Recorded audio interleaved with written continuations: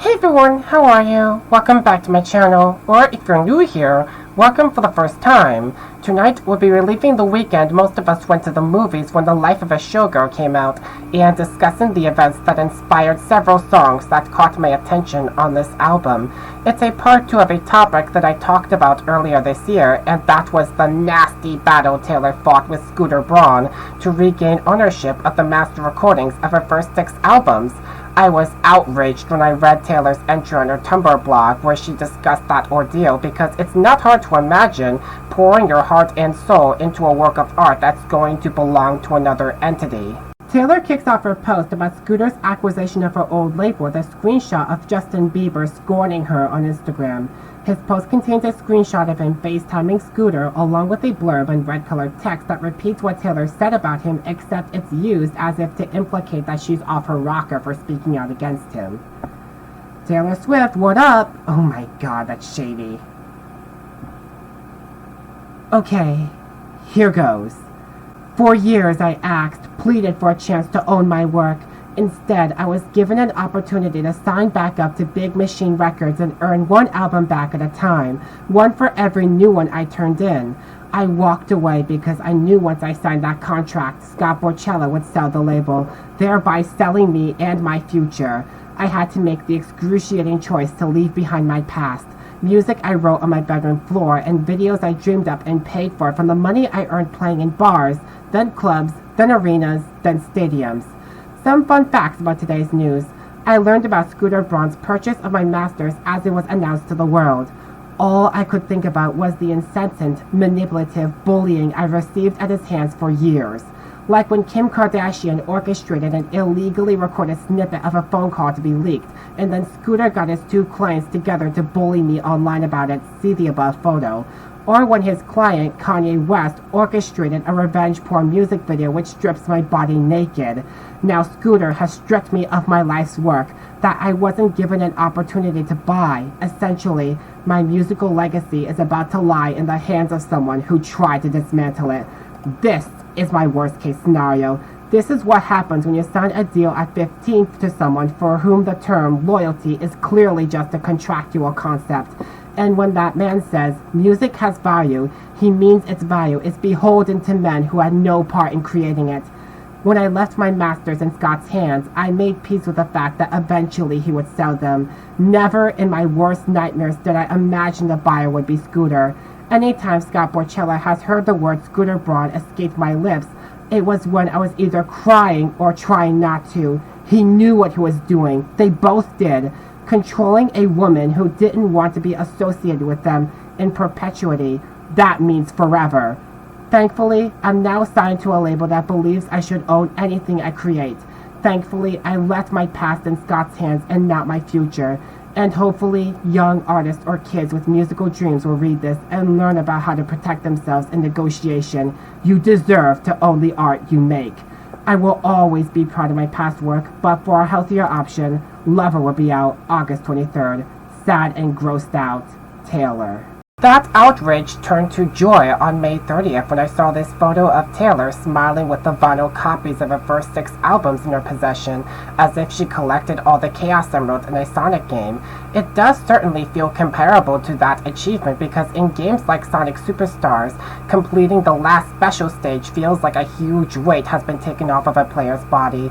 Similarly, it took 6 years for Taylor to buy her masters back from Shamrock Holdings, an investment firm that Scooter Braun had sold her masters to. I can't be mad about that anymore, because what good would that do me?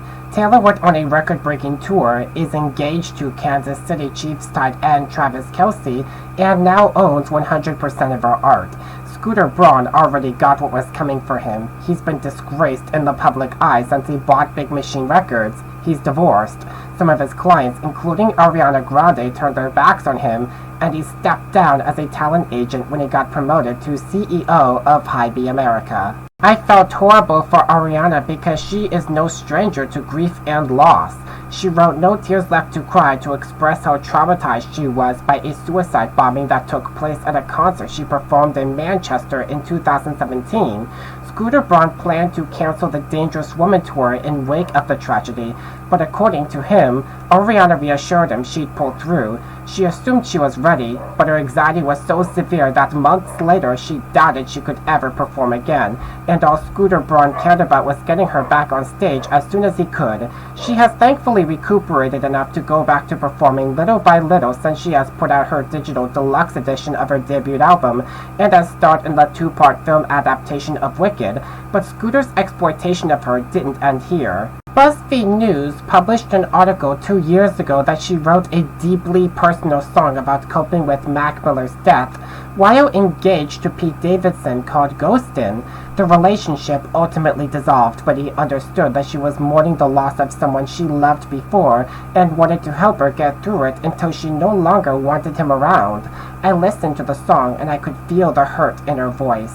Though the song is well received because it resonated with people that lost loved ones, Ariana begged Scooter Braun not to release it to the public, but he coerced her to let him by telling her, "You're thinking too hard now. This is special and you should share it with everybody." It might sound like he was pushing her to be brave and used the song's release as a way for her to make peace with her loss, but he took advantage of her vulnerability in that moment to make himself seem like a hero that saved a woman in need of emotional support when he actually put her in danger. It's interesting that Ariana's supposed departure from his company coincided with her divorce from her husband, and if it's true, then hopefully it's permanent this time. Scooter Braun wasn't involved with the production of Eternal Sunshine, and it has been released through Republic Records, so it looks like my hopes weren't for naught. Releasing Ghostin' without Ariana's consent was opportunistic on Scooter's part, and I'm not about to pretend she was okay with it. Hardest song on this album to write, to complete the writing of, not even the recording.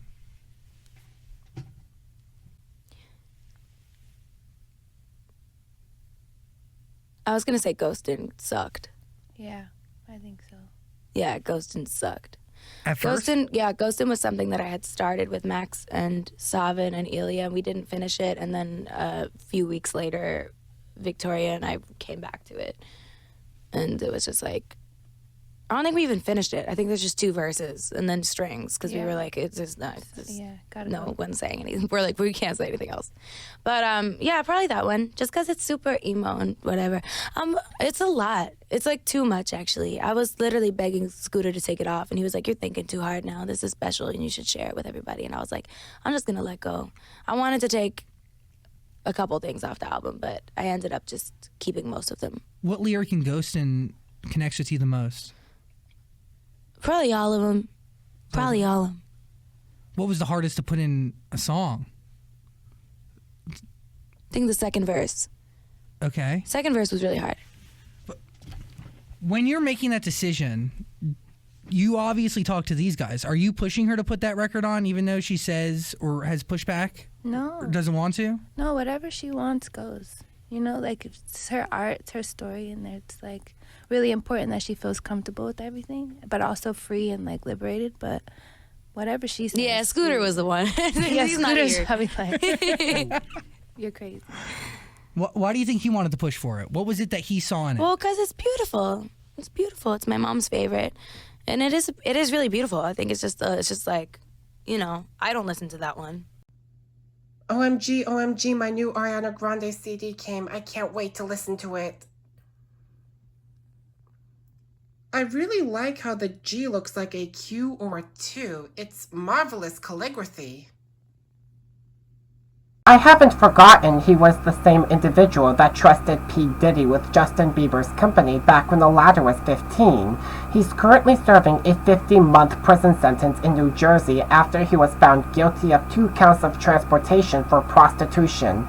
In my opinion, it's considerably light when we keep in mind that he had faced additional accusations of racketeering, and more than 100 lawsuits were filed against him alleging that he pressured male, female, and underage victims to engage in sexual activities in exchange for career opportunities.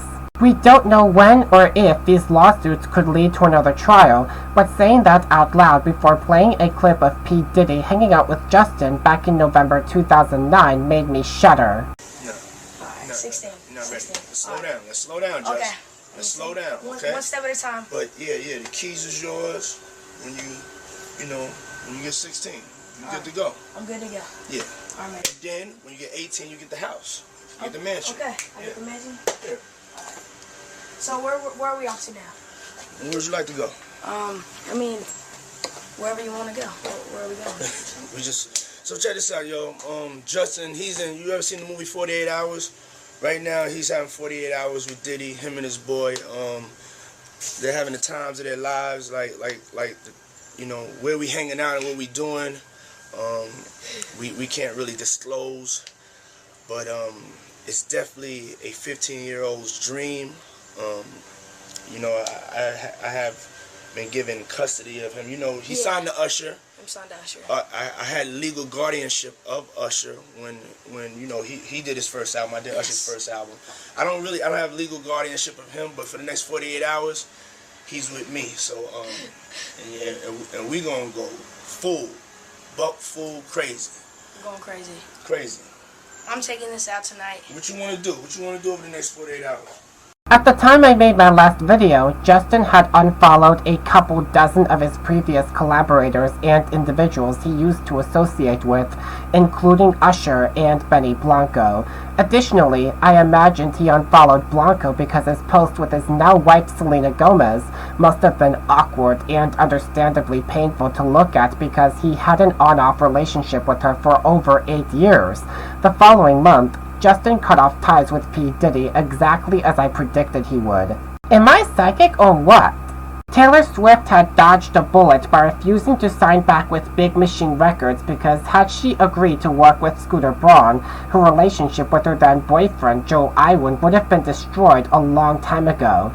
Being forced to associate with the people that were attempting to sabotage her image would have most definitely caused Taylor to suffer the same fate as Ophelia, a tragic figure from Hamlet that she referenced in the opening track of The Life of a Showgirl as an analogy to the turmoil the coverage of her personal life over the years has caused her. Before I continue, I need to issue a disclaimer that this video does mention Charlie Kirk, so if this bothers you, you are more than welcome to click off and find another one to watch. I have no problem with that. He has made disparaging, degrading comments about Taylor Swift in his lifetime that didn't sit well for me. This isn't coming from a fan that's saying, "How dare you speak ill of my queen?" Unlike Vice President J.D. Vance, I don't condone getting people sacked from their jobs because they chose not to honor a high-profile commentator. I'm also not in favor of running people out of social media because they said Taylor's new album is cringe and disappointing. People can say whatever the fuck they want about her music. I don't care that it's not for everyone. But this is being pointed out by someone that knows that if a persuasive man like Charlie had the nerve to talk down to her as an individual, then it leaves a chilling effect where angry men will think that talking about other women as if they're less than human is a way to make them feel powerful. In his lifetime, Charlie promoted rhetoric that has alienated minority groups like people of color and the LGBT+ community in the same manner. Some people in these groups, especially those living in the southern states, can laugh at jokes made at their expense and find Charlie's opinions to be agreeable, but most of them don't see it that way. Professors and athlete Simone Biles were targeted by him personally, resulting in them being on the receiving end of continuous harassment. At one point in time in January last year, Charlie said on his podcast, "If I see a black pilot, I'm going to be like, boy, I hope he's qualified." Who does that on camera and not think if what they just said was racist? That's sick. The reason a lot of people that look up to him can't see why that statement is problematic is because racism is ingrained in the foundation of our country's society since it was a British colony. The removal of critical race theory in public schools and universities prevents us from taking a good look at ourselves and deconstruct our own bigotry. It's agony to ponder on, but no pain, no gain. In spite of his freedom of speech advocacy, Charlie did not support LGBT+ rights and was vocal about his opposition to same-sex marriage due to his faith. Charlie's death was repulsive, and I speak for even people that disagree with me that gun violence is never acceptable. But I'm not pretending Charlie was a virtuous person just because he croaked. That prevents us from confronting that reality head-on by asking ourselves, what can we do to keep this from happening again? It's true that he was a good sport when South Park parodied him in its season 27 episode, Got a Nut, and was devoted to his wife and kids, Perhaps he was a caring individual to those that looked up to him, and he can take a joke, but it's a side to him that's been hyper-fixated on in the wake of his death. The fact that right-wing politicians are considering erecting statues of him in universities across the country terrifies me. I am not in mourning, but I am not celebrating either, because if someone like Charlie was a victim of gun violence, it proves to us that no one is immune to it, and we could be next. My main concern with the aftermath of Charlie Kirk's death is that as we continue to point fingers, more people are being scapegoated and killed. Charlie was killed by the very violence he normalized, just like countless children that did not live to see their graduations nor get their driver's licenses. On the same day he died, a high school in Colorado was shot up by a white supremacist and barely anyone talked about it. 2 students were injured and survived, but Charlie would say that their wounds would be worth it to keep gun regulations in the US dangerously lenient. Some, including me, have claimed that he'd see his own death as worth it, but it's morbid to assume that he envisioned getting shot in front of his wife and kids. They now have to face the reality of never seeing their father again, and knowing what it's like to be put through a traumatizing loss in the family, my heart goes out to them. Additionally, Jimmy Kimmel's suspension from ABC implied that our freedom of speech is at risk, and the only reason his show is back on the air so quickly was because too many consumers canceled their Disney Plus subscriptions and the company's stock tanked. It forced them to raise its subscription fees on the platform from $9.99 a month to $11.99 a month. That prompted a real-life coworker to cancel her membership because she saw that decision as Disney punishing her for being a loyal customer. Between Disney developing Versa shortly after nixing an arc about a transgender character in Win or Lose and increasing ticket prices at its parks, its PR this year has been awfully sour. This societal disarray in the US and the vulnerability minority groups face that goes with it is the legacy that Charlie Kirk left behind, so I'm going to have to be blunt. This isn't me spreading hate. He's the one that did it. These are his own words. I can only explain them to you. I can't understand them for you. Capiche? Meanwhile, House Speaker Mike Johnson had postponed swearing in newly elected Democrat Adelita Grijalva for 7 weeks in an attempt to postpone the release of the Epstein files for as long as possible. This meant that neighbors and friends clashing over how Charlie Kirk should be remembered is another red herring the Trump administration had concocted to keep the public distracted from these files. After months of branding them as a manufactured hoax orchestrated to discredit the Republican Party, President Trump had a sudden change of heart and signed the bill ordering the files released into law. But here's the catch. Some documents within these files would remain sealed to protect the victim's privacy, according to attorney Christine Dunn, and the Department of Justice will heavily sanitize any information that may incriminate Trump. This angers some survivors enough to demand the files be released in full because they're aware that a partial release is a sign that the department is working to protect other key figures that preyed on them. President Trump had asked Attorney General Pam Bondi to investigate Epstein's associations with individuals that contacted him, and she told him that the department will pursue it, quote-unquote, with urgency and integrity, effectively leading to further delays in releasing the files. Why else would he suddenly state that he's all for it if he doesn't see it as an opportunity to safeguard his own presidency? Some good news came out of the results of Election Day this year and Adelita finally being sworn into the House of Representatives, but that joy is short-lived for the time being. With that out of the way, let's recap the events surrounding Taylor Swift's relationship with Scooter Braun that transpired. At the VMAs in 2009, she won Best Female Video for the music video she put out for You Belong With Me. She went on stage, got her award, and was about to give her acceptance speech just when Kanye West jumped on stage, grabbed the mic from her hand, and gave a shout out to Beyonce, effectively mortifying Taylor in front of millions watching the show.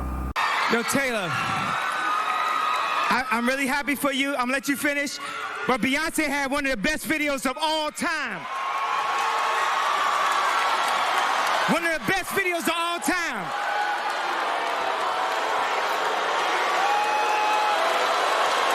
Beyonce later invited Taylor back on stage to resume her acceptance speech, which I thought was an incredibly wholesome moment. It's why I am opposed to fandoms pitting musicians against one another, because as corrupt and dark Hollywood is, most fellow singers can develop lifelong friendships by looking out for one another, and that allows them to maintain their personhood. That makes me more inclined to book them for personalized videos on Cameo more than once. Now that's what I call best friends forever. Taylor forgave Kanye through her song Innocent in her Speak Now album and was willing to put that incident behind her, but it continued to hang over her head. Kanye sent her white roses in 2015 as a token of his gratitude for that friendship. Or so some of us believed, because in the Hunger Games trilogy, President Snow sent Katniss white roses to flaunt his power over her and threaten her into compliance. I shrugged it off as a coincidence because I thought at the time that Kanye can't be that malicious, but I should have realized that something was amiss when I noticed that the square-shaped white roses he sent to Taylor looked eerily similar to his then-wife Kim Kardashian's own floral arrangement. When presenting Kanye with the Video Vanguard Award, Taylor poked fun of the 2009 VMAs incident in a speech where she praised him for having one of the greatest careers of all time. It seemed like from here on out, she and Kanye had a solid friendship. So I guess I have to say to all the other winners tonight, I'm really happy for you, and I'm gonna let you finish. But Kanye West has had one of the greatest careers of all time.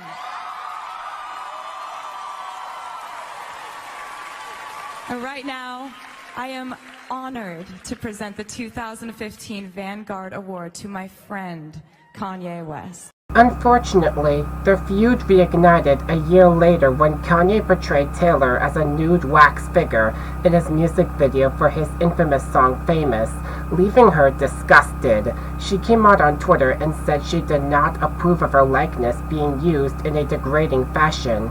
Kim Kardashian then took it upon herself to leak the footage of her then-husband on a phone call with Taylor to discuss the song and ask for her consent to use her name in a line that caused this song to become one of the most controversial of the decade. I feel like me and Taylor might still have sex. Why? I made that bitch famous. I made that bitch famous. Oh my god, what an animal. Whether this line was meant to praise her or assert some kind of dominance, implicating that a woman owes a man a sexual favor for playing a role in a rise to stardom, is predatory behavior that isn't uncommon in the entertainment industry, as well as workplaces where sexual harassment is prevalent. Awareness is certainly key to detecting it, because sometimes people don't realize it's taking place until it's too late, and generally, victims don't report the harassment out of fear of retaliation. Taylor was afraid of it, but felt the need to speak out anyway. It's a great example to follow for people that feel too intimidated by the repercussions coming forward could have on their well-being. Not long after Kim leaked Kanye's phone call with her, Taylor tried to set the record straight by denying she listened to Famous before it came out. She said that even though she never got the full story, she was still made out to be a liar and a snake for attempting to refute Kanye's claims. I'm honestly just as surprised as Taylor was that he and Kim weren't penalized for leaking the footage, because recording a phone conversation without the other person's consent is illegal in most states. It didn't prevent detractors from going on a victim-blaming rampage by getting the hashtag Taylor Swift is over party to trend on Twitter non-stop, because Kim Kardashian's side of the story was taken at face value. For them, it was just what they needed to start a witch hunt to run Taylor off of social media for good. I wasn't much of a Swiftie at the time, but back when I witnessed this frenzy and had the misfortune of being exposed to false narratives written about her through parodies of her songs, I knew that she was honest. Taylor told Time magazine years later in 2023, when they named her Person of the Year, that she felt her career was taken away from her. She disappeared for a solid year. Few people had access to her. She couldn't leave her rental home in another country, and she was terrified to answer a phone call. As someone who's lately been questioning if there's anyone I can confide in without it coming back to haunt me, that kind of isolation struck a chord with me. Taylor's accounts mysteriously vanished on August 18, 2017, and at first, users that supported Kanye and Kim took it as a victory, but this was part of a plan Taylor concocted to start fresh. The first thing she did after her year-long break was surprise audiences with the release of Reputation, her sixth album that she recorded in secret. By incorporating snake imagery into Look What You Made Me Do, no one can call her that anymore and feel like the coolest kid in school. It's no longer edgy to bully her because she's beaten her detractors to the punch. Multiple news outlets reported that Reputation and the accompanying stadium tour would not do very well. Forbes claimed that ticket sales for the tour were lackluster because fans don't find her relatable, but it went on to become the highest-grossing U.S. tour in 2018, only for it to be surpassed by the Eras Tour in 2023 through 2024. Taylor was once again on top of the world. She proved every single one of these news outlets wrong and found comfort in friends that stuck with her through the Taylor Swift is Over party rampage, like Selena Gomez, Ed Sheeran, and Blake Lively, but it caused her to come out a changed woman. She now understands that Kanye and Kim are people that can't be trusted.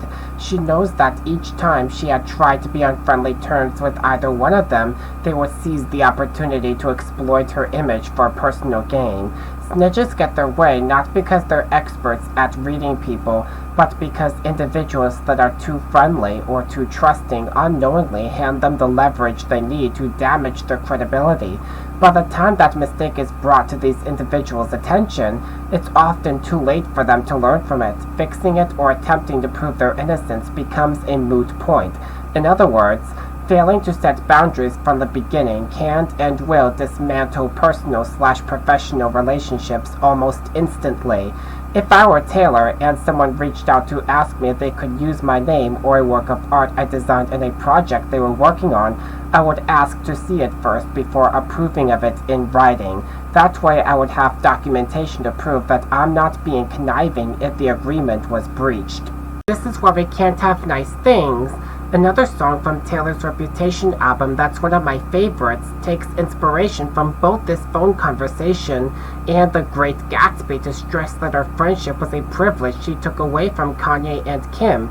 They broke their friendship with her the same way a misbehaving child broke their toy, or let's say a Nintendo Switch 2, and their parents won't buy them a replacement because they know they're not going to be responsible with either one. In the song's bridge, Taylor burst out laughing after giving a toast to supposedly Kanye by singing, "And here's to you because forgiveness is a nice thing to do." Obviously, this indicates that she doesn't actually forgive him because she's framing her forgiveness as the metaphorical toy he might break if he gets it back. It might seem like Taylor is being snarky or grumpy, but there does come a point where sometimes the people that hurt or wronged you don't deserve forgiveness. That doesn't mean letting their actions hang over your head, preventing you from enjoying life. It's a way of setting boundaries to ensure these kinds of people don't go anywhere near your space again. Taylor later explains in a conversation on CBS Sunday Morning with Tracy Smith in 2019 that she takes inspiration from and sometimes makes fun of her critics in her songs to keep their ridicule from getting to her. She states that, "When they stopped coming for me, I would stop singing to them." You know, people go on and on about, like, you have to forgive and forget to move past something. No, you don't. You don't have to forgive and you don't have to forget to move on. You can move on without any of those things happening. You just become indifferent and then you move on. It's grounded but excellent advice on getting rid of toxicity in your life and protecting your peace. If a friendship, a relationship, a job, or an online community is not good for you, you toss it out. With great power comes great responsibility, but great power also comes great danger. Taylor Swift no longer travels freely without being swamped by paparazzi and overexcited, disrespectful fans. She still engages with those that support her by leaving a like on the occasional post. She's still the same generous, kind-hearted person she was before she was signed to Big Machine Records, but she isn't as active in her fandom as much as she used to because the volume in her notifications is insane. Even though detractors on social media are still fishing for reasons to get her cancelled, she still strives to help her fans and marginalized groups feel seen to the best of her ability, and on May 31st, 2019, she vocalized her support for the LGBT+ community by launching a petition on Change.org to urge the federal government to sign the Equality Act into law. Taylor has found peace with cutting Kanye West out of her life, knowing that he'll never change his behavior, but the events that led up to the release of Reputation continues to hang over her head. Her contract with Big Machine Records ran its course not long after her stadium tour concluded, and in June 2019, Scooter Braun had the entertainment industry blindsided when his company, Ithaca Holdings, purchased the label from its founder Scott Porchetta for a whopping $300 million.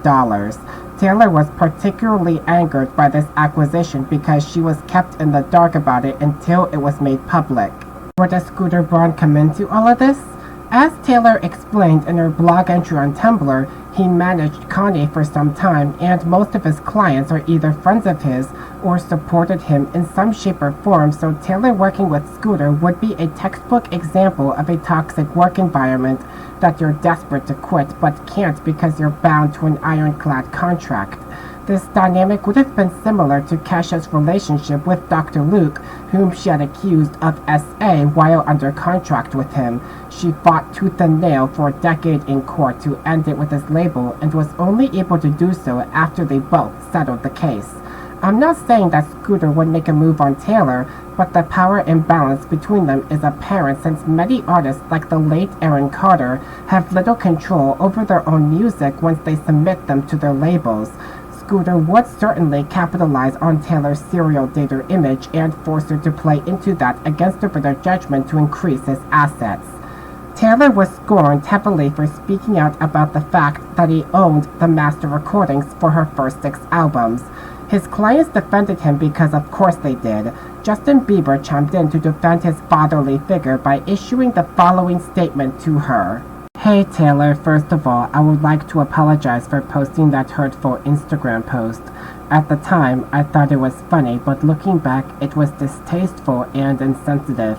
I have to be honest though, it was my caption and post that I screenshotted of Scooter and Kanye that said Taylor Swift, what up?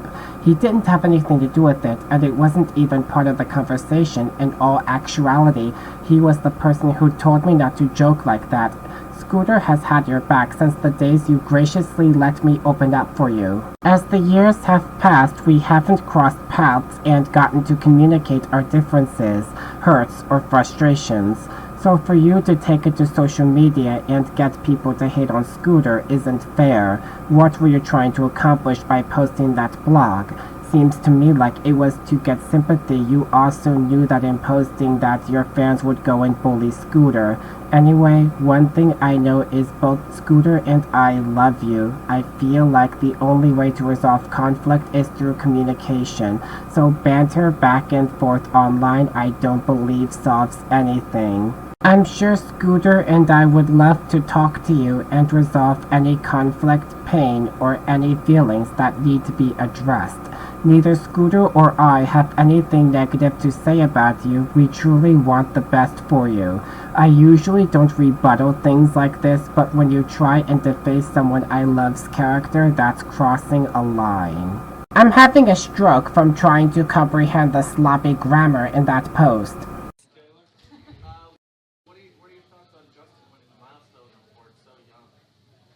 Can we have another question? That sounded like a tone-deaf, ignorant take on the position Taylor was in because it ignores the conditions she would have had to agree to in order to earn back her masters had she agreed to contact Scooter Braun. I did notice that Justin mentioned in his post that his then manager was getting hate for it, so I'm going to make this quick. I don't support anyone bullying him. If you're going to tag Scooter and post that insult him, just don't. Don't. It's strange to bully people you don't know personally, and doing so, even now, is both rude and unnecessary.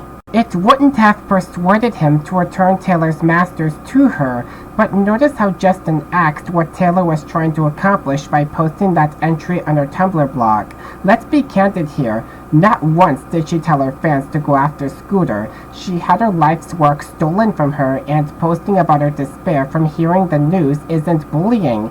It's speaking out about what happens to talented individuals that aren't adequately prepared to read the fine print in their contracts before accepting a job offer. It's the reason why Taylor advised young people that want to pursue a career in music to get a good lawyer. Really, Justin? It's pretty telling that the comments on your post are disabled. That post quickly led Emma Portner, a choreographer in the LGBT+ community that collaborated with him on his Purpose World Tour, to leave a scathing response of her own in her Instagram story detailing what it was like for her to work with him.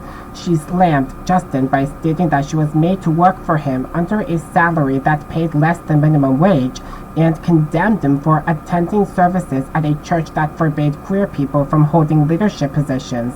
For instance, a gay man wouldn't be permitted to teach Sunday school at that church. Furthermore, Emma vocalized her disapproval of Justin working with quote-unquote overly problematic people such as Chris Brown. You may recall that he had been charged with a felony assault when he had beaten his then-girlfriend Ariana in 2009. When we take Justin's previously close relationship with P. Diddy into account, that would also make sense. Because Justin spent his teen years in a world where misogyny, homophobia, and rape culture was normalized, it's not that surprising that he defended Scooter back then.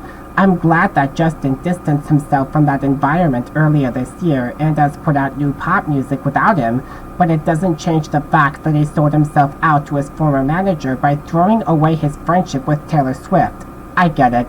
Employers often ask potential candidates in interviews if they value their friendships over their jobs. They must say they don't in order to be trusted to uphold company policies, but sacrificing your morals in pursuit of riches and prestige is an empty, lonesome life to live. Those that were close to Scooter Braun were looking for another reason to ruin Taylor's life a second time. According to her, they only said something along the lines of, "He's a good man," and "he can never do me wrong," was because he needed a favor from them. He would butter them up in order to get them to comply, and sometimes they defend him if they think they're doing the right thing, but in reality are making allowances for corporate greed. The deal between Ithaca Holdings and Big Machine Records to merge together was legal, but just because a business practice like this is lawful doesn't make it ethical, and that's what those defending Scooter have forgotten. There's been a new shift that has affected me personally, and that I feel is a potentially harmful force in our industry. And as your resident loud person, I feel the need to bring it up.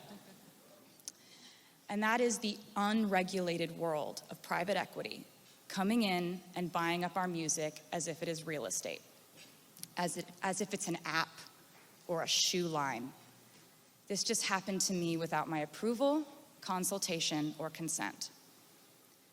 After I was denied the chance to purchase my music outright, my entire catalog was sold to Scooter Braun's Ithaca Holdings in a deal that I'm told was funded by the Soros family, 23 Capital, and the Carlyle Group.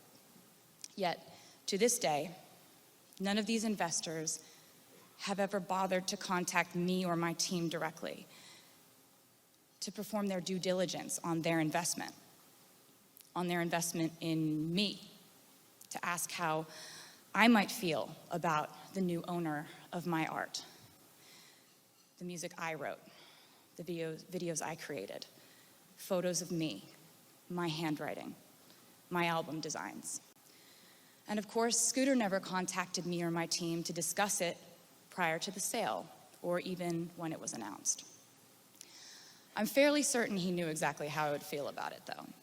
And let me just say that the definition of the toxic male privilege in our industry is people saying, "But he's always been nice to me," when I'm raising valid concerns about artists and their rights to own their music.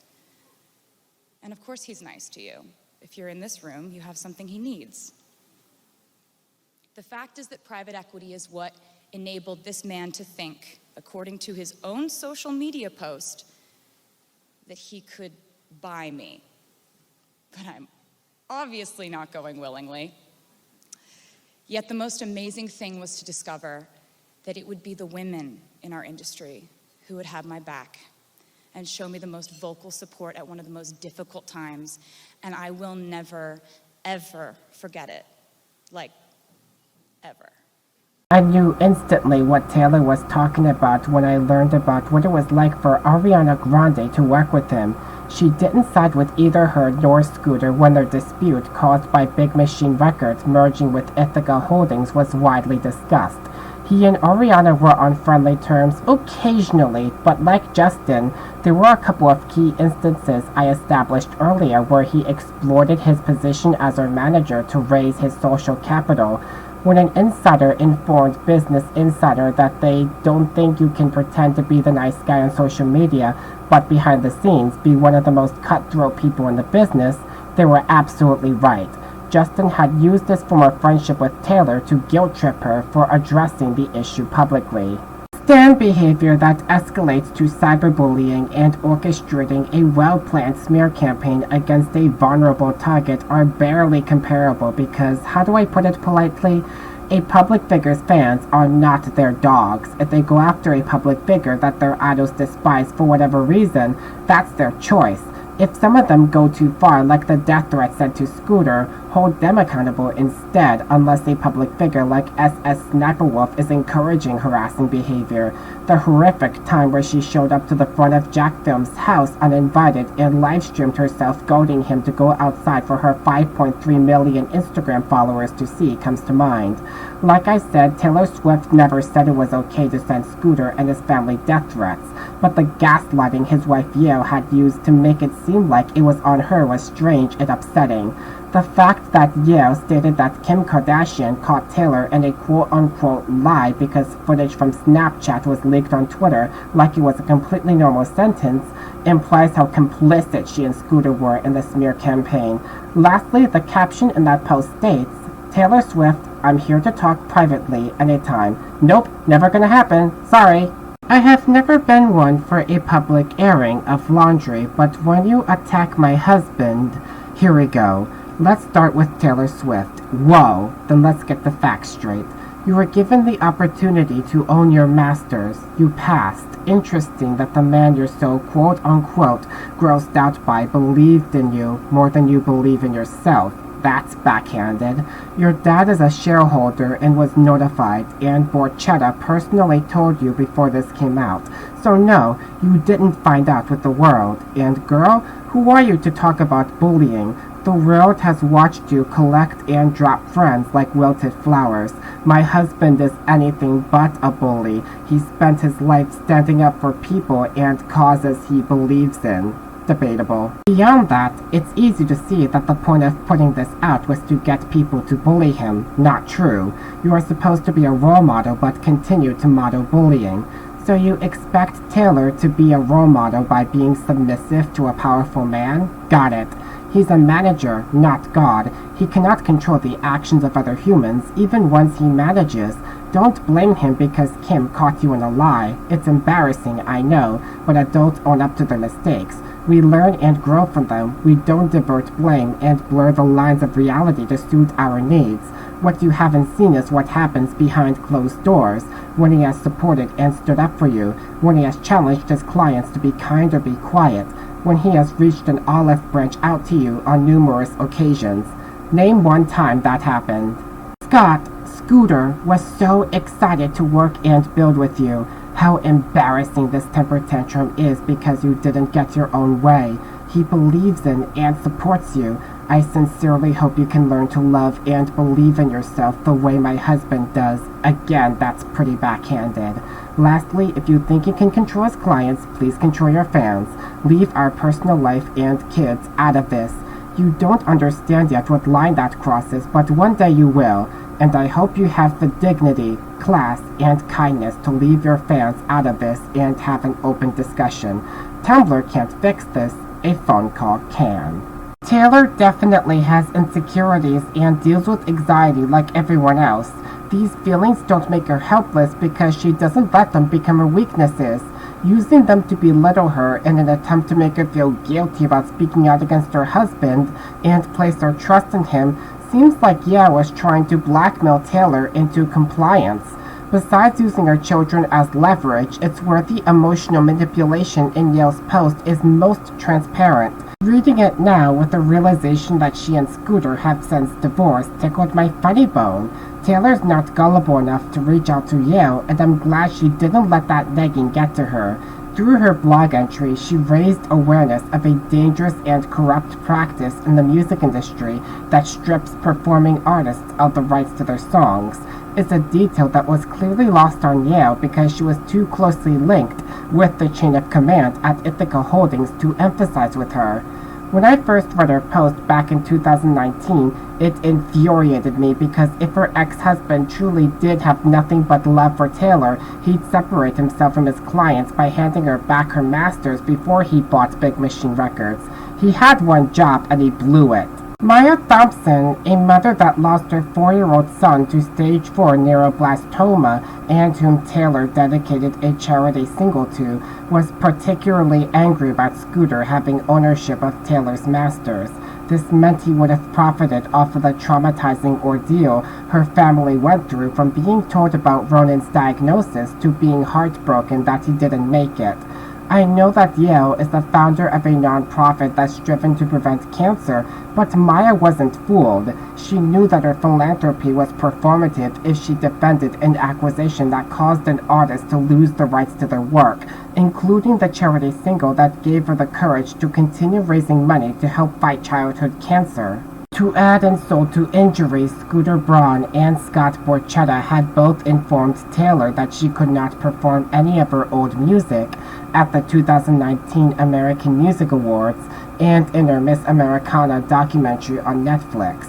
Otherwise, she wouldn't be able to re-record her old music the following year, nor would she be permitted to talk about Scott and Scooter if they granted her permission to use the recordings of her old songs and footage from her music videos as she originally intended. Melinda Kathleen Rees, a folk artist that built a following on YouTube with her Google Translate fails videos and who I had the privilege of chatting with 3 times in meet and greets, agrees that the conditions Scott and Scooter had for Taylor to perform her old songs was an extortionate abuse of power. I may not have been employed in the music industry, but I am a digital artist that recognizes that every creator that specializes in the medium of their choice should retain ownership of their work.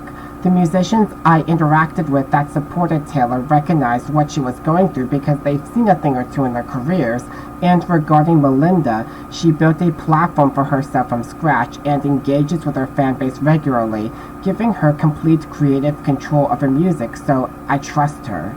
Laura Morono, another singer that I video chatted with in several virtual meet and greets, told me that she had faced challenges at Big Machine Records when I asked her about her experience during the brief time she was signed with that label. She didn't go into much detail, but I imagined that it was because working with a label with a roster primarily made up of country artists was a different environment than what she was accustomed to. Her Disney Channel show, Austin and Ally, had wrapped up its final season around the same time that Big Machine Records had temporarily opened the door for pop artists to sign with them.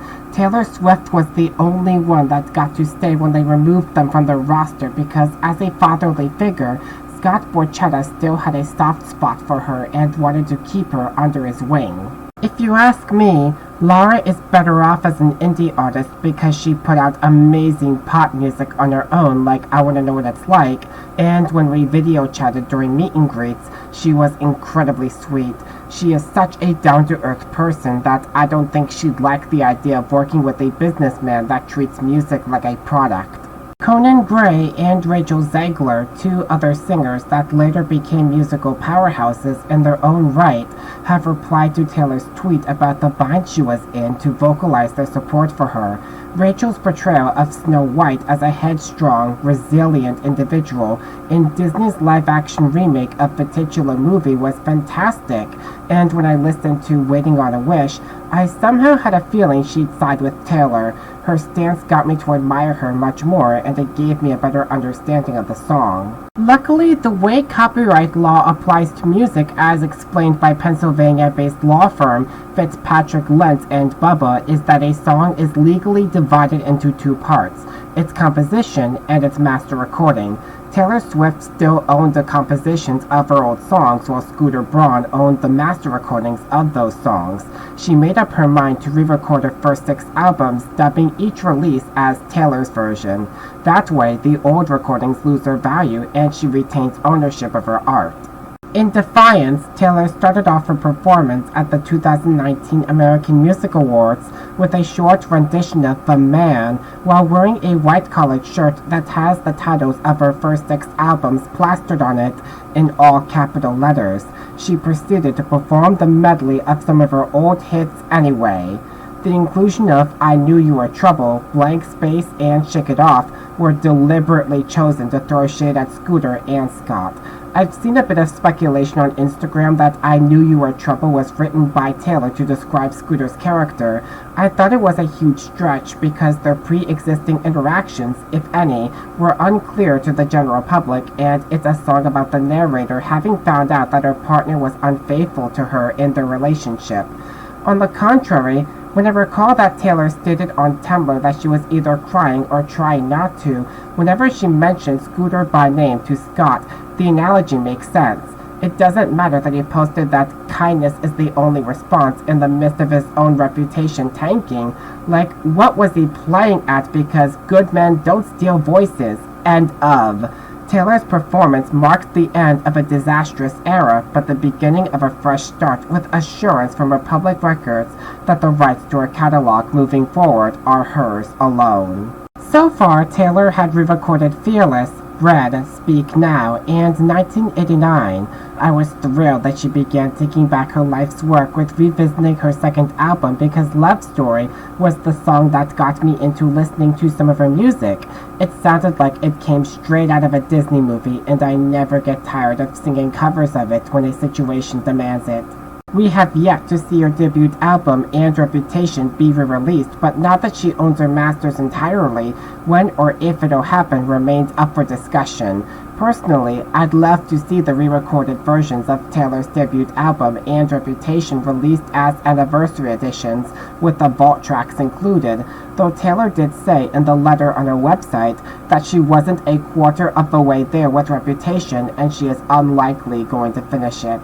When she was a guest on Jason's and Travis Kelce's podcast New Heights, she revealed that after the Eras tour ended, she met with her team to consider buying the catalog containing her first 6 albums from Shamrock Capital with the expectation that they wouldn't let her have it. As opposed to sending in attorneys like most artists would be expected to do, she asked her brother Austin and her mother Andrea to travel to LA to do it. They told the investment firm about the numerous times both the family and management tried to get the catalog back and the numerous times it had failed.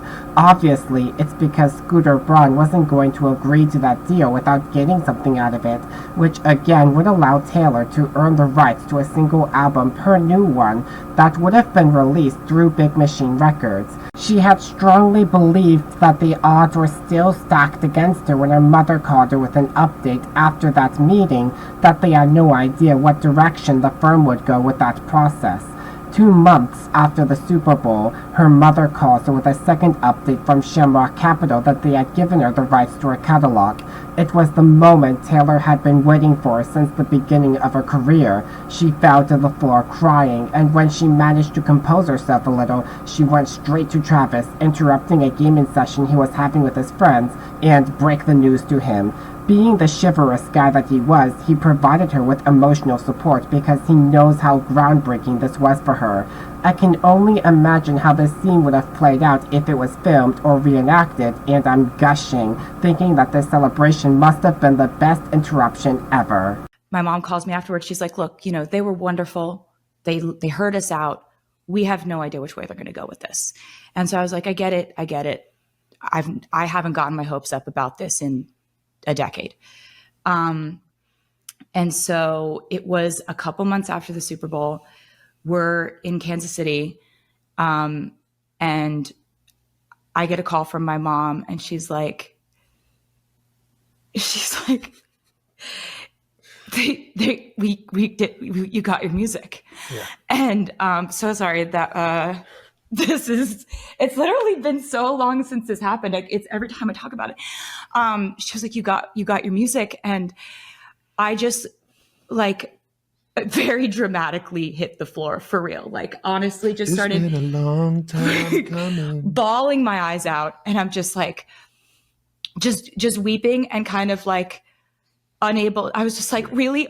Really? What do you mean? What do you mean? And I'm like, get yourself together, get your shit together. Like, just go tell Travis in a normal way. Yeah. And I knock on the door. He's playing video games. And I'm trying to say it in a normal way. And I'm just like, Travis!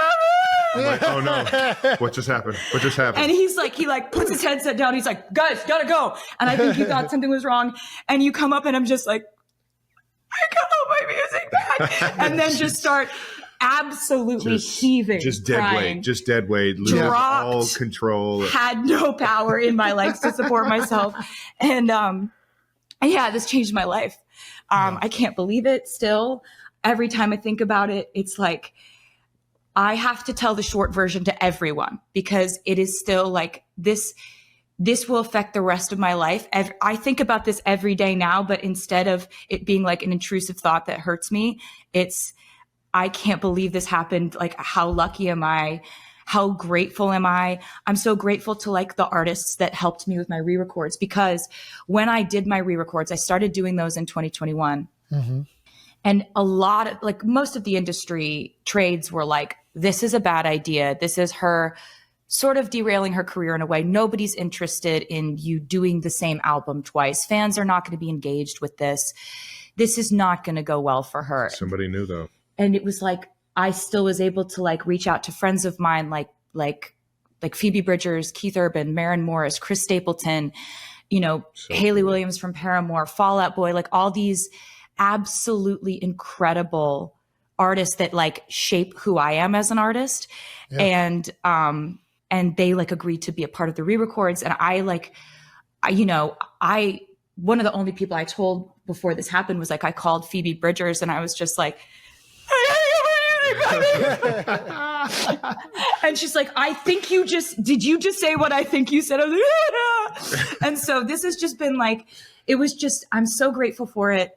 It's just unbelievable. And I was so happy you were there when that happened. I mean, because I could not stand. Yeah. I mean, I started crying too. I'm you were weeping. I was just so happy for you because I've seen how you make music. I've seen how you make these videos, seen the effort and the focus and the strategy behind what just one album in Torture Poets Department and in Fortnite. And I was blown away that you had been doing this your entire life. On September 27, 2022, NPR host Jay Williams spoke with Scooter Braun on The Limits, an interview series that enlightens viewers with success stories from executive officers to business tycoons that started out small.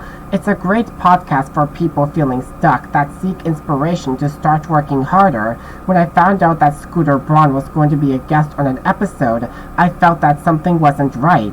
I watched the part where Jay introduced himself as a lifelong friend of his, and I predicted this wasn't going to be a neutral conversation.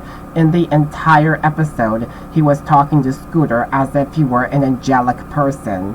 22 minutes and 52 seconds into this episode, Scooter finally addresses how he handled his dispute with Taylor Swift over her master recordings, and his answer was both surprising but profound. He stated that he used his experience from the situation, or lack thereof, during the deal where Hybe would acquire his company. He made sure every individual he worked with, from artists he managed to current and former employees, was a shareholder and claimed that they could sell the stock if they chose to. He wished Taylor well, but not before discreetly belittling her for speaking out against him. She had every right to do so because, like I said, if he actually supported her, he would have handed her the rights to her master recordings sooner. He was just butthurt that he got caught out for doing something shady. I know in 2019, when you bought the rights to Taylor Swift's masters, it turned into a really big thing, right? But I'm just curious, if you can go back in time, Scott, would you have done it differently? Would you have handled it differently? Yes, I would have. I learned an important lesson from that. So when I ended up selling our company recently to Hybe, which now is the company I'm a part of, which has BTS and Chairman Bang, I told myself this time around, everyone is going to participate. Everyone's going to know. And obviously I was under NDAs then too. So when I did that deal that you're referring to with Big Machine, I was under a very strict NDA with the gentleman who owned it, and I couldn't tell any artist. I wasn't allowed to. I wasn't legally allowed to. Yeah. What I told him was, hey, if any of the artists want to come back and buy into this, you have to let me know. And he shared a letter with me that's out there publicly that, you know, the artist you're referring to said, I don't want to participate in my masters. I've decided to, you know, not make this deal, blah, blah, blah. So that was the idea I was under. I was excited to work with every artist on the label. So when we finalized the deal, I started making phone calls to say, hey, I'm a part of this. And before I could even do that, I made 4 phone calls. I started to do those phone calls. All hell broke loose. So I think a lot of things got lost in translation. I think that when you have a conflict with someone, it's very hard to resolve it if you're not willing to have a conversation. So the regret I have there is that I made the assumption that everyone, once the deal was done, was going to have a conversation with me, see my intent, see my character, and say, great, let's be in business together. And I made that assumption with people that I didn't know. Yeah. And I learned an important lesson from that I can never make that assumption again. I can't put myself in a place of, you know, arrogance to think that someone would just be willing to have a conversation, be excited to work with me. I don't know these people. So when I did the deal with Hybe, I took $50 million of my own stock that I received, and I gave it to my employees and my artists. And I didn't think it was going to become public, but it was a publicly traded company, so I can talk about it now because it was very much out there. And I made sure that everyone participated significantly. And even employees that were no longer employees. You know Kenny. Yeah. Called up Kenny, and he is a shareholder. I called up Tommy Braun, who had produced stuff with me with Ariana, and he's a shareholder. I called up Pooh Bear, who had made stuff with Justin and I, and you know he's a shareholder, and Justin and Ariana and Demi and J Balvin and all these people, and they all became shareholders alongside all our major long-term employees and former employees, and everyone felt good. And they could sell the stock if they want to. It's worth real money. But I wanted them to feel good about it because I learned that lesson. And I think in any conflict, you can say, I didn't do anything. It's their fault. And you could be right. You could be justified. And you could say, this is unfair. I'm being treated unfairly. Or you can say, okay, I'm being treated unfairly. I don't like how this is feeling. I can't fix this. So how am I going to look at it and learn from it? And I didn't appreciate how that all went down. I thought it was unfair, but I also understand from the other side, they probably felt it was unfair too. Yeah. So I choose to look at it as a learning lesson, a growing lesson, and I wish everyone involved well. And I'm rooting for everyone to win because I don't believe in rooting for people to lose. And I've always known that to be your true intent. It is fascinating when these conundrums come up where there's always 3 sides to every story, right? Like your side, their side, then God's side. That's the old saying. But it's funny when social media gets involved and then avid fan bases, like it doesn't matter what context is anymore, right? It doesn't matter what details are according to people. It's all crazy things. And one person online saying the devil works hard, but Scooter Braun works harder. Like that's crazy to me. Yeah, but well, listen, how do you even respond to something like that? You don't, because I don't know that person. And for them to write about me and they don't know me, it takes a certain amount of effort. And I'm not going to put my energy towards that. What I'm going to do is I'm going to learn from it. I'm going to move on. And the thing I need to worry about is, like you talked about with your daughter, I just got to worry about how my children are perceiving this stuff and make sure that they have enough self-worth and they know their father enough that they know what is true and what isn't true. And that's my focus. Beyond that, I'm moving on with my life to do the best things I can possibly do and treat people well. And if people don't want to believe that, great. I think one of the proudest things for me is that when all that went down, the people that knew me said that is not true. And I didn't even have to say it for myself. That's because they only know one side of him. I can, however, see where Scooter is coming from because I commission freelance artists for my projects and I use Cameo on a regular basis. I am a stickler about clear communication, so when possible, I never send payments to the individuals I book and work with until we're both satisfied with the details. Generally, most of them get paid up front, and it can sometimes lead to sticky dilemmas if I paid an artist and I haven't received an update on their progress in a month or more. There was a time during the pandemic when I told an artist I commissioned that another, who was a colleague of his, didn't send me a file containing an eyesore that he illustrated for me 4 months prior. In his defense, he's a busy person and he scarcely gets around to checking DMs on Twitter because they pile up fast. I got a reply from that artist with a screenshot of a DM stating that he was confused and upset about my comment. The misunderstanding would have taken a turn for the worst if I didn't immediately reach out to that other artist to clarify what I said. We were able to sort it out, and he finally got around to emailing me the file. Scooter had no intention of contacting Taylor in the same manner before he agreed to buy Big Machine Records because of that NDA he mentioned.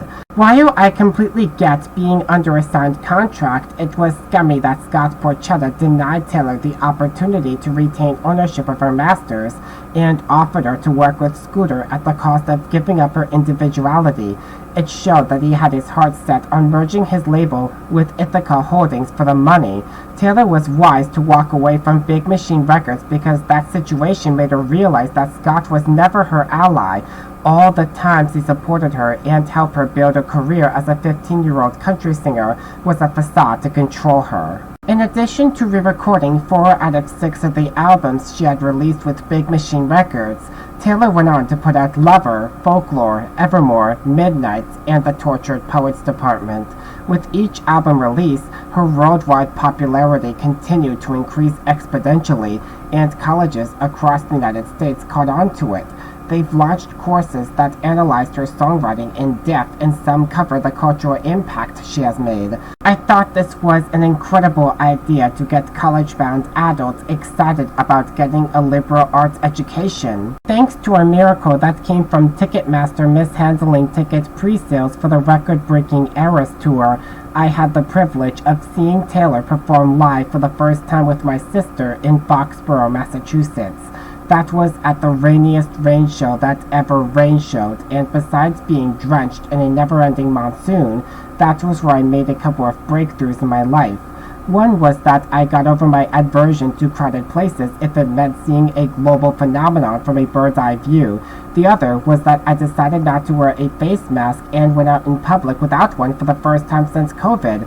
I had such an amazing time that I didn't mind the rain at all. Sadly, my turn to see her came not long after she and Joe Iwan broke up. I personally don't have anything against him. He was a decent partner to Taylor and kept her through one of the darkest, terrifying periods of her career. They wrote a handful of songs together for Folklore, Evermore, and a song in the Midnights album titled Sweet Nothing, showcasing his talent as a writer. It's just that relationships sometimes don't really work out because both partners had grown apart. It didn't mean either of them did anything wrong. It's just one of those things where we realize that this is real life, not a movie based off of a fairy tale. It took a lot of self-reflecting from being forced to say goodbye to Joe and her courage to perform with a broken heart before Taylor started dating again. Now that she found Travis Kelce and is planning to marry him, she's in a much better place. Her engagement to him has given us hope that fairy tale endings can still exist. Charlie Kirk attempted to ruin that perception when he predicted it would get Taylor to regress to a trad wife that supports Vice President J.D. Vance. Maybe that was his prediction, and it'd be simple for me to leave it at that, but his comments about Taylor speaks volumes about his blatant sexism. This wasn't the first time he talked down to her, but it did get me to ask, what kind of man of God sneers at independent women? He continues by stating that Taylor should submit to Travis and reject feminism because she's not in charge anymore. I beg your pardon? I say this non-sarcastically. I say this as a husband and a father. Having children changes you. Getting married changes you. And I hope that America's biggest pop star marrying the pharmaceutical spokesperson ends up conservatizing them. Taylor Swift might de-radicalize herself. She might come back down to reality. I want them to have lots of children. It teaches you something about yourself.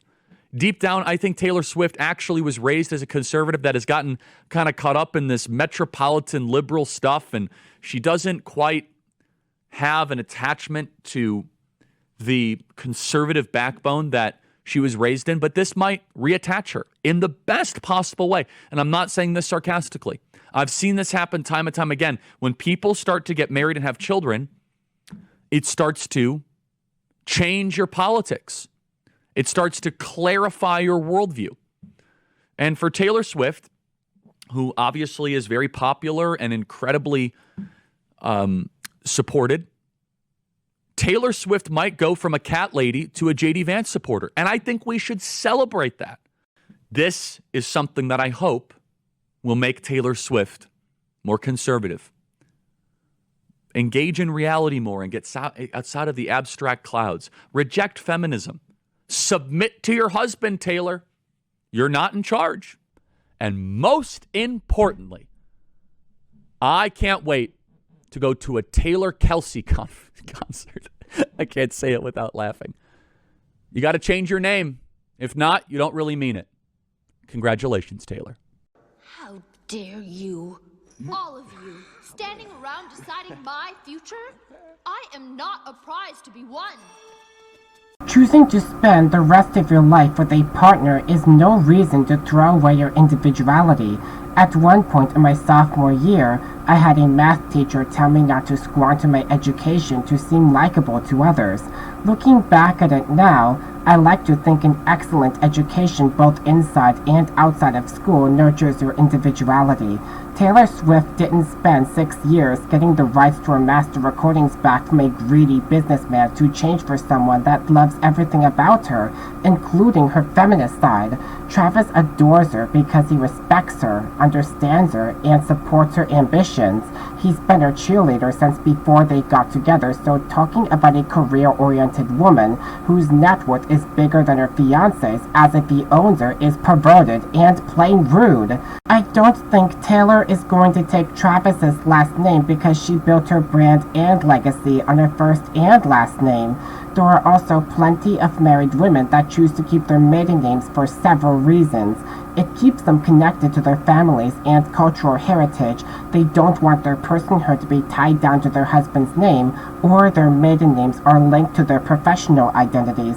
This would most apply to Taylor Swift, since changing her last name would make her unrecognizable.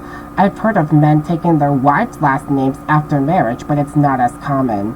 I also hate this binary Charlie made where starting a family automatically turns someone conservative, which isn't true at all.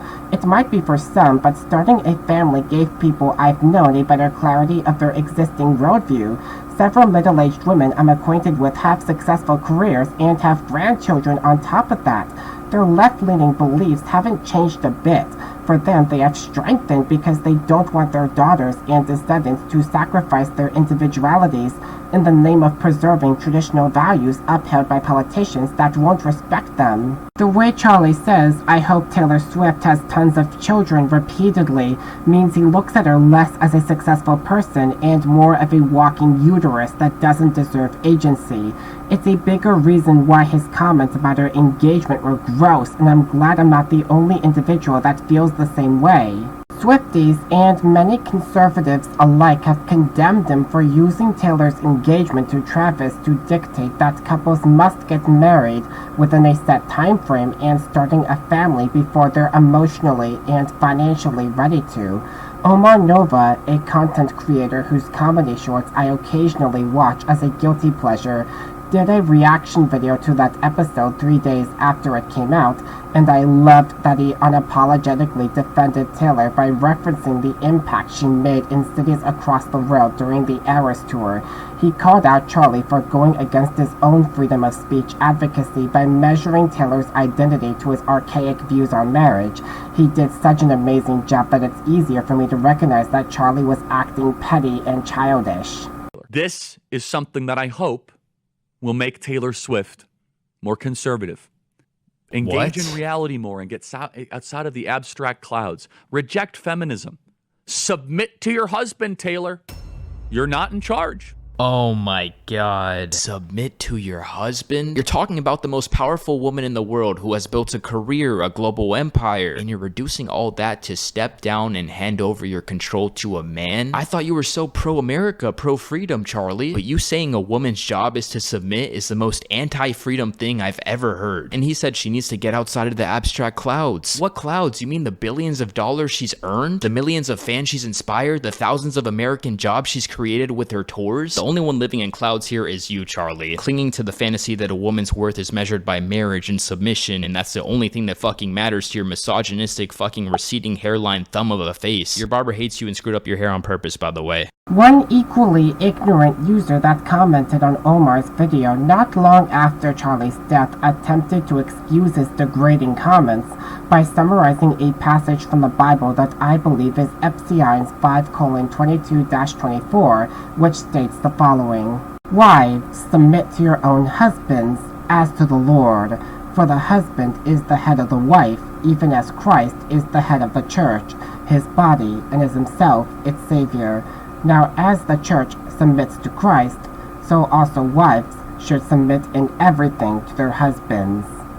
Yeah, I can see why that's problematic. Being pampered like a queen and not having to worry about money can come across as reassuring, but first off, I want to explain that the Bible was written during an era in ancient history where gender equality was debated to be non-existent, and that's because many women back then were illiterate. One woman that was well educated in mathematics and astronomy, Hypatia of Alexandria, was murdered by a zealous mob in the 4th century and her remains were burned. Similarly, Joan of Arc was condemned as a witch for defying an expectation that would have been thrust upon her to help drive the invading English out of France during the 100 Years' War. Tragically, contrary to the claim that she was rebellious, she was a devout Catholic that let her faith guide her on the battlefield. Joan was doing what she believed was righteous because the angels that visited her in her visions instructed her to aid the French army. She was viewed as a lunatic by the prosecution in a politically motivated trial and was sentenced to death. Medieval women and sometimes men that asked too many questions or strayed from societal norms in the slightest were said to have mingled with the devil and were executed by the church to keep people in line. Second of all, it's out of character for Taylor Swift to leave her finances entirely to Travis Kelce. As I said, her net worth is significantly larger than his, and she'd make it clear in writing that she won't relinquish it to him in their prenuptial agreement. I know that it kills the fairy tale aspect of spending forever with someone you love, especially when we're talking about Travis being a shoulder for Taylor to lean on, but every couple planning to tie the knot should prepare for their shared future by getting a prenup.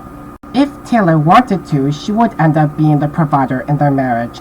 It's a fascinating element she touched on in Father Figure, her 4th track in the life of a showgirl. She sings this song from the perspective of both a male authority figure and his apprentice. Both the clean and explicit versions make it clear that she went from an inexperienced artist taken in by an opportunistic mentor that is speculated to be Scott Borchetta, to calling the shots with her billionaire status and business connections. Taylor repeats the line, "I protect the family," 6 times to allude to her albums she released through Big Machine Records and a false promise that Scott made to her to safeguard her from exploitation. As a 36-year-old businesswoman, she makes the same promise to herself after she bought the rights to her master recordings and sticks to it. This role reversal both infuriated and frightened Charlie, even if he was too spineless to admit it. Women and individuals in minority groups holding positions of leadership goes against what he was taught. Ironically, his widowed wife Erica holds degrees in political science and international relations respectively, while he dropped out of college to build his organization. Besides succeeding her late husband as CEO, she raises her children through traditional values. It's not uncommon for religious mothers to uphold them at home and maintain a successful career, but believe it or not, the reason more women today have the freedom to balance work and life is because of feminism. Charlie Kirk sticking his nose into what Taylor Swift can and can't do with her life by telling her to reject feminism doesn't sit right with her fans, myself included, and career-oriented girls. No. Dear Future Husband by Meghan Trainor had once gotten backlash for coming off as anti-feminist, but one aspect of the song that was overlooked is that she sings, "You got the 9 to 5, but baby so do I, so don't think I'll be home and baking apple pies." It is Meghan's way of saying that she wants to love and be loved, but she needs to do her own thing too, like focus on her music. Meghan's now married and is the mother of 2 sons, but she supports gun control, has an album coming out next April, and is going on tour the following summer, essentially advising women like Taylor and Meghan to reject feminism is another way of telling them to reject their independence. There I go, I pre-ordered an autographed copy of Toy With Me, Meghan's upcoming album. I want to see what her signature might look like when the waiting game is over. As much as I agree that traditional values should be protected, I also acknowledge that they're not for everyone and that it doesn't mean these values are the only way, nor are they the correct way to live life. I'm not against them since they can bring a sense of community. It's just when any one person in general chooses not to participate for any reason but are forced to anyway, or they're used to oppress and control others, do I have a problem with them. In her appearance on BBC Radio 2, Taylor responded to claims that she'll settle down and be more traditional by stating that it's a shockingly offensive thing to say. She said that being married doesn't mean someone, more specifically women, should quit their job. What makes her romantic relationship with Travis special to her is that they are passionate about the work they both do, and it's the kind of bond I want to have with a partner someday. You're not hiring a wedding planner, you're doing it all yourself. I don't know. I think that like I'm really right now just like really stoked about the idea that I get to marry this person. Right. And so I'm like I'm gonna think about that, and then I'm gonna put out this album, and then I'm gonna think about other things after that. Do you know what I mean? Yeah. Just to put you into a window into the kind of psyche of where I'm at right now, because that's a whole thing, you know? Yeah, huge. But this is a whole thing, like talking to you about music that I'm really proud of. So I'm like I'm gonna. Taylor, don't tell me this is your last album. What? No. I just saw some fans going, well, she's going to get married and then she's going to have children and then it's going to be the last album. A shockingly offensive thing to say. Absolutely. It is not the last album. It's not why people get married. No, exactly. So that they can That's quit the whole, their job. Right. And go. It's also like music for me is. I think the fans were just panicking. Oh, I know. They love to panic sometimes, but it's like I love the person that I am with because he loves what I do and he loves how much I am fulfilled by making art and making music. That's the coolest thing about Trav is like he is so passionate about what he does that me being passionate about what I do, it connects us. 100%. There's no point in time where he's going to be like, I'm really upset that you're still making the music. Can you imagine? The music thing that I signed up for that I knew you love, I thought you were going to stop doing that. I love how supportive you are of each other. Yeah. It's so good. Yeah, and it just is the most fun thing in the world to like be able to support each other and the sort of the polarity of how different our jobs are. They specialize in 2 different professions that involve performing at football stadiums in front of enormous crowds. But the fulfillment they gain from the time and effort they put into doing what they love helps them connect with one another. The relationship is built on integrating their worlds together, and if Taylor were to give that up, it jeopardizes that connection they share. Travis Kelce doesn't want a housewife. Being cooped up at home unless you are writing new music doesn't seem as fulfilling to Taylor as performing for 3 hours at the Gillette Stadium in the pouring rain. People that put their careers first don't throw them away just because their fiancés put a fancy ring on their finger. As a matter of fact, marriage rates in the US have been declining long before same-sex couples were legally permitted to wed nationwide. In 2024, 47.1% of households were managed by married couples. When couples do get married at any age, it's because they've connected long enough to care for and be able to count on one another. That length of time can be as long as the couple sees fit, and sometimes they can stay together by not being married. That's perfectly fine. Regardless of a relationship status, Taylor's still going to be making music, and Travis couldn't be happier that she's doing her own thing. Being no stranger to public scrutiny is a central theme in the life of a showgirl. Dealing with it is second nature to Taylor Swift, but it comes at the cost of having such a heavy filter that even with interacting with fans, she won't say anything that she'll think will be used against her later. Travis stepping in to help her weather out the disadvantages of her immense fame influenced her to write The Fate of Ophelia. The first track in the album was her way of saying thank you to him for lifting her sorrows and freeing her from the pedestal the public placed her on. That song quickly resonated with me because it reminded me of my friendship with a kind-hearted man that my brother used to be close with.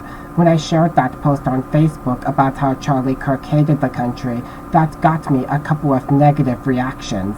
Someone that knew my family commented, "I always knew you were a smart young man, please stop the hate." I started asking myself if I was going crazy because I only recognized the side of him that was bullying students and badmouthed minorities.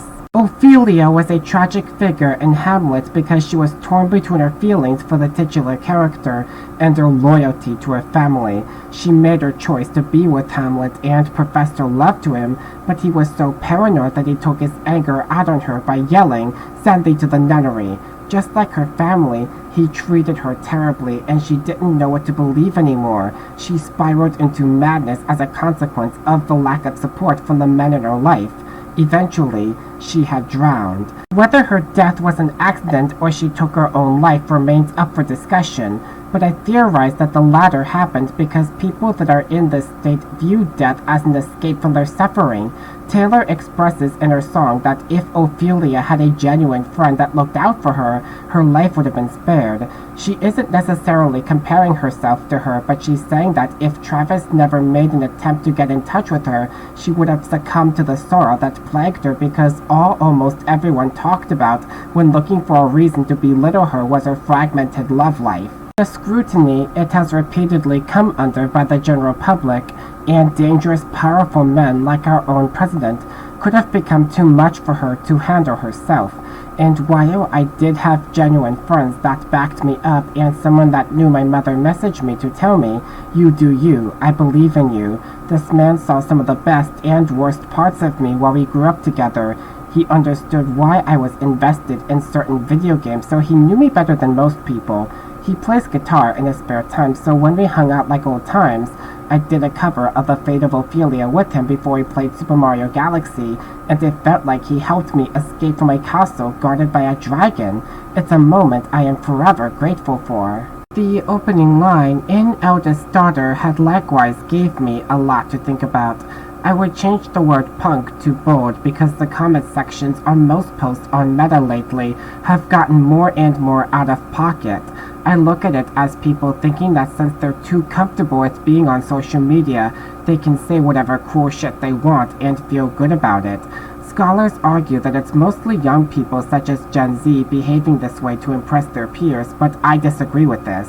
While it's undeniable that young people struggle to fit in with their social circles to get a sense of belonging and avoid getting bullied themselves, half the comments I see regularly on Meta, whether it's pitting Taylor against another artist like Youngblood or the fallacy that life-saving medications causes autism, are coming from grumpy old men and surly middle-aged women claiming they're blessed when the contempt in their comments proves they're actually miserable.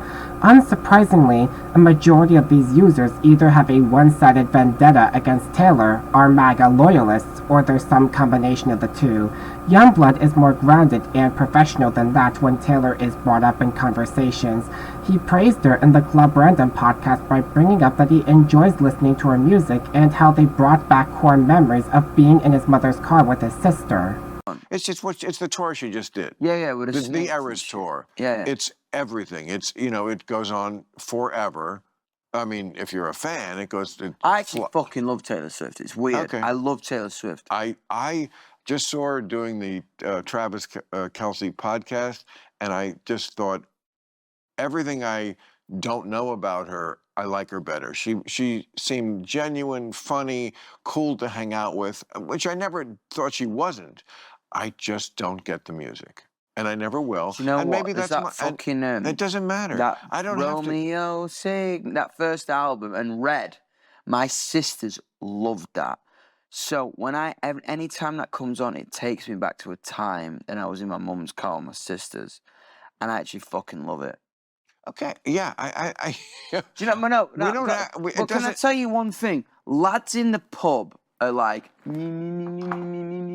Taylor Swift. I don't fuck with it. I like fucking Taylor Swift. Good. I'm glad. I'm happy. No, honestly, I don't dislike Taylor. I like Taylor Swift. I'm just saying. I'm making a bigger point. Because she's so big. You know, she's the one to make it about. Like, you don't have to like. And not everybody has to like everything. The silliest thing people do is when they go, listen to this, you'll love it. I'm like, maybe I won't. Yeah, maybe I won't. And if I don't argue with me. Oh, Or just be like, listen to this, let me know what you think. Argue. Well, that's a little more open. But I think it's shit. You don't like Why? You don't like this? You don't like that song? No, I don't. No, I don't. So what? When I'm like, yo, what do you think to this? And I was like, it's shit. I'm like, what? Really? Why? 5 years earlier, he performed a mashup of Cardigan and Avril Lavigne's I'm With You on the BBC Radio Live Lounge. It was a well-done cover that caught Taylor's attention. She tweeted that the mashup took her breath away, and Youngblood thanked her for having made Cardigan.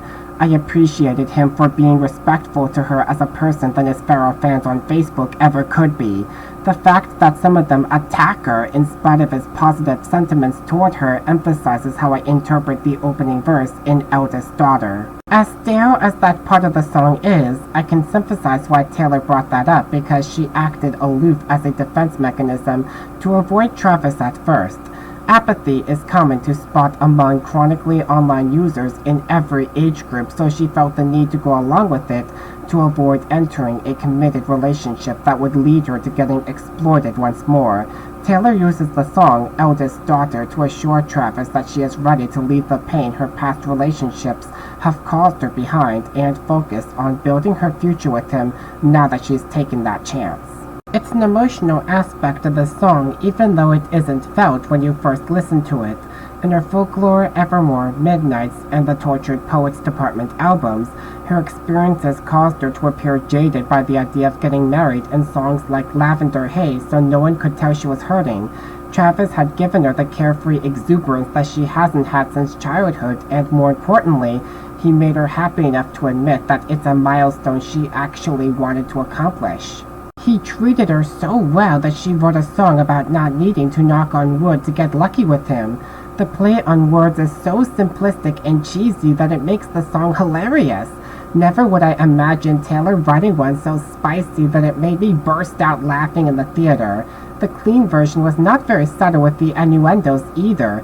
It wasn't like Taylor to lace her references to objects like Redwood Tree, Magic Wand, and New Heights with double entendres to describe Travis's anatomy. Wood wasn't a favorite song by critics. Some perceived the song as Taylor lacking intellect and maturity, while a handful of them stated that the lyrics were cringeworthy. It's not the most in-depth song listeners would expect from Folklore and Evermore, I'll admit, but it's a fun one that reminds us that Taylor is no longer the lovesick girl that wrote Teardrops My Guitar. Her mindset has shifted significantly since her debut album, and fans that have listened to her music all that time grew up with her.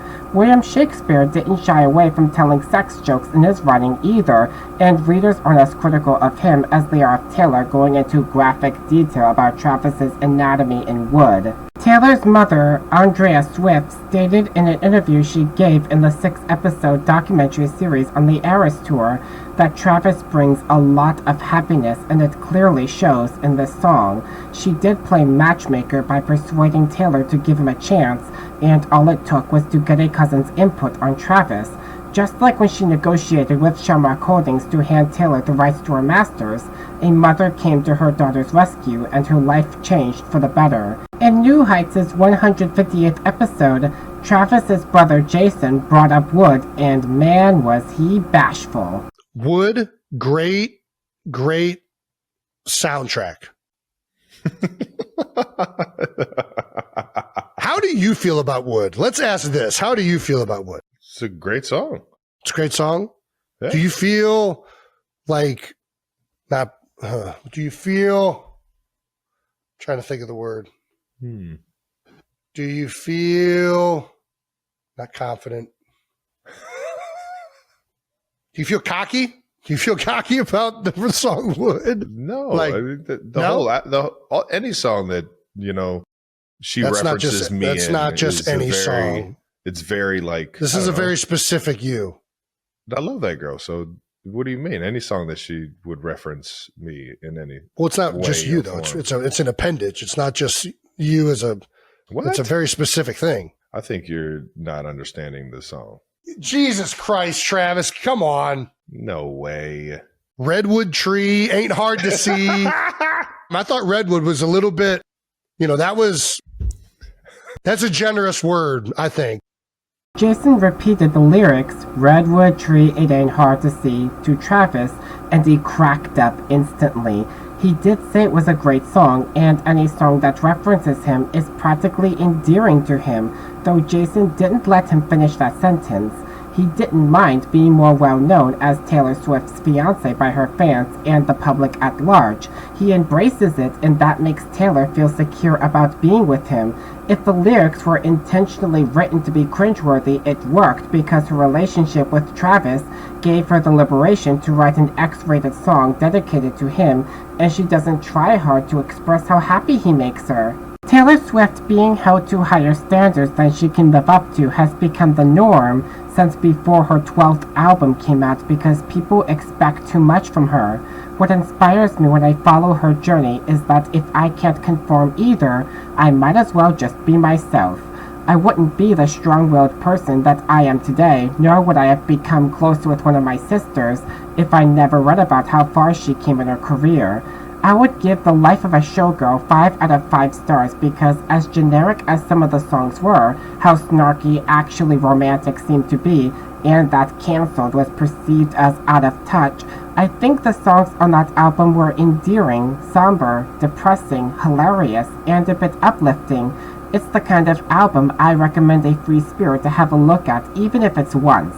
I would recommend Ruin the Friendship because I consider that to be the most emotionally vulnerable song on the album, as opposed to the traditional 5th track that Taylor sticks with.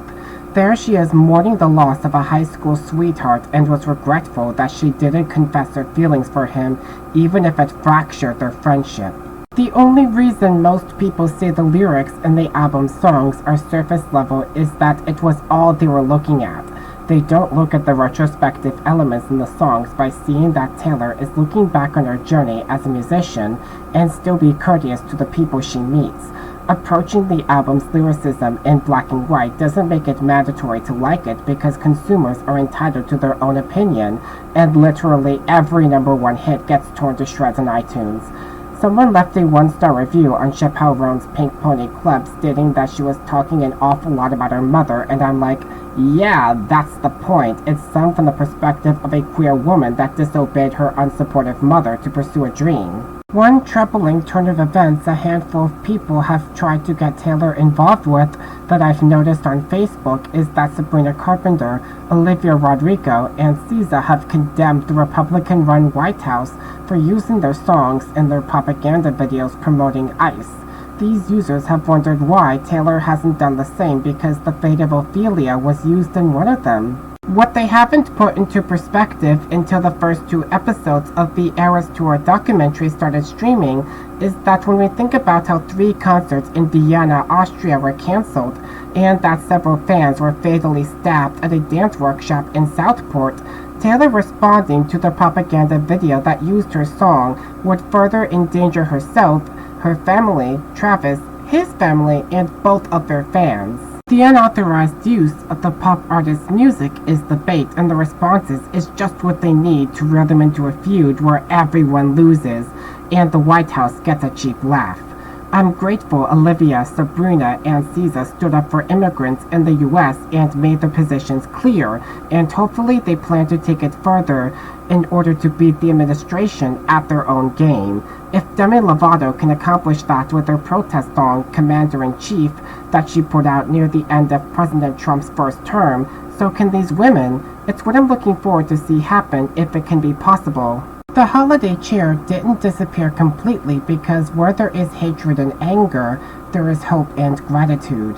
I was almost done putting this video together when Taylor Swift donated $1 million each to several nonprofits, including Feeding America, a network of over 200 food banks in the country.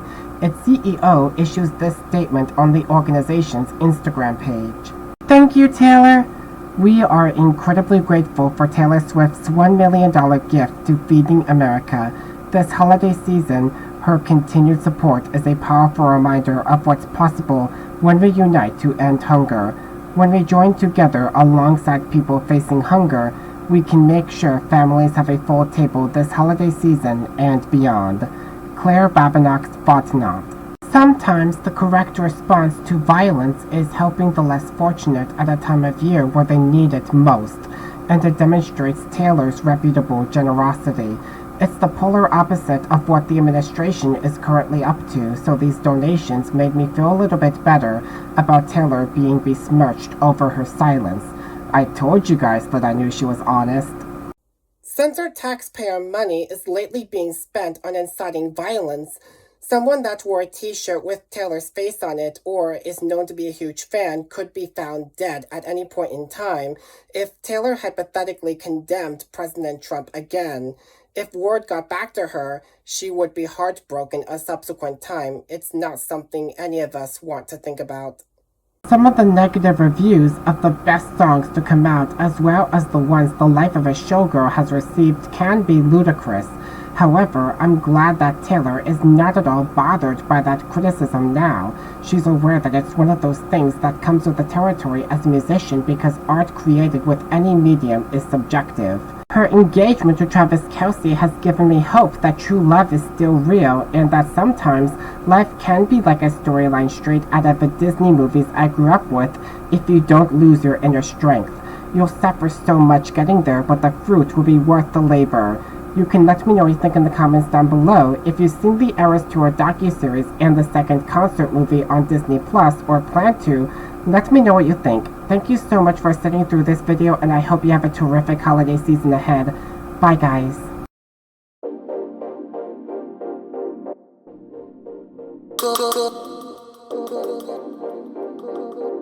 Go.